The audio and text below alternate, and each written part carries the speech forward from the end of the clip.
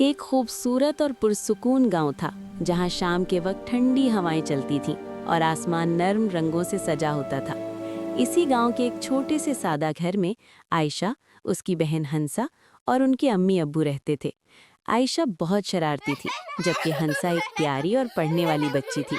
एक दिन आयशा ने हंसा को डराने के लिए उसकी किताब में नकली छिपकली रख दी। जैसे ही हंसा ने किताब खोली, वो जोर से चीख पड़ी और डर गई। जबकि आयशा हंसकर बात को टाल गई। उसे अपनी शरारत पर बहुत मजा आ रहा था।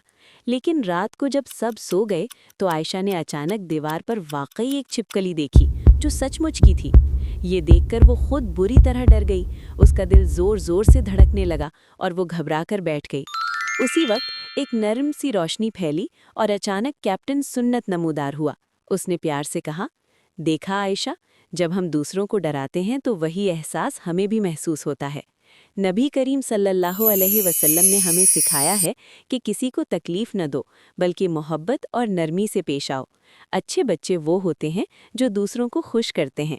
ये सुनकर आयशा को अपनी गलती का एहसास हुआ। वो फौरन हंसा के पास गई और दिल से माफ़ी मांगी। Sorry, हंसा it's ने okay. मुस्कुराकर उसे माफ़ कर दिया और दोनों बहनें खुशी से एक दूसरे को गले लगा लेती हैं। Thank you. अच्छे बच्चे दूसरों को खुश रखते हैं।